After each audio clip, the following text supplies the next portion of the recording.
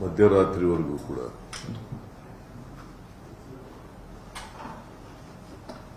Tata IPL match final ನಡೆದಿತ್ತು ಅಹಮದಾಬಾದ್ನಲ್ಲಿ.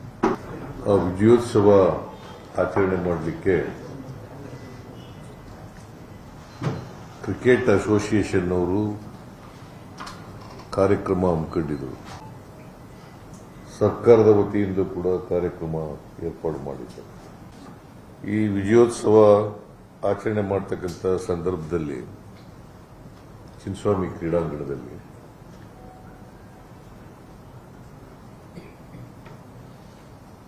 ಬಹಳ ದೊಡ್ಡ ದುರಂತ ನಡೆದಿದೆ.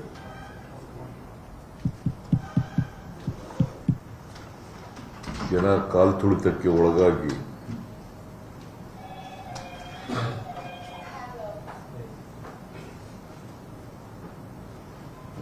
ಹನ್ನೊಂದು ಜನರು ಮೃತಪಟ್ಟಿದ್ದಾರೆ.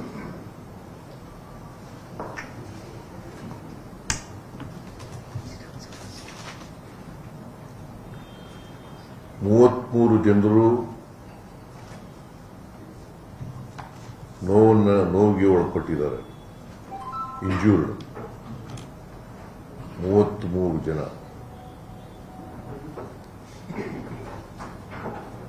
ನಾನು ಬೌರಿಂಗ್ ಹಾಸ್ಪಿಟಲ್ಗೆ, ವೈದೇಹಿ ಮಲ್ಯ ಹಾಸ್ಪಿಟಲ್ಗೆ ಭೇಟಿ ಕೊಟ್ಟಿದ್ದೆ.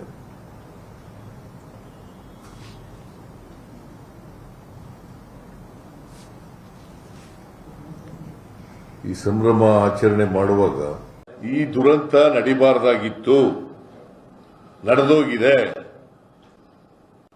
ಸರ್ಕಾರ ಈ ದುರಂತಕ್ಕೆ ನಾವು ಮರುಗ್ತೀವಿ, ದುಃಖಿಸ್ತೀವಿ. ನಾವು ಇಲ್ಲಿ ಕ್ರಿಕೆಟ್ ಅಸೋಸಿಯೇಷನ್ ನಲ್ಲಿ ನಾವು ಪೊಲೀಸ್ ಒದಗಿಸ್ಕೊಡೋದು ಅಷ್ಟೇ. ಅಲ್ಲಿಗೆ ನಾವು ಮಾಡಲ್ಲ ಫಂಕ್ಷನ್. ಪೊಲೀಸ್ ಭದ್ರತೆಯನ್ನು ಒದಗಿಸ್ಕೊಡ್ತಕ್ಕಂಥದ್ದು ಅಷ್ಟೇನೆ.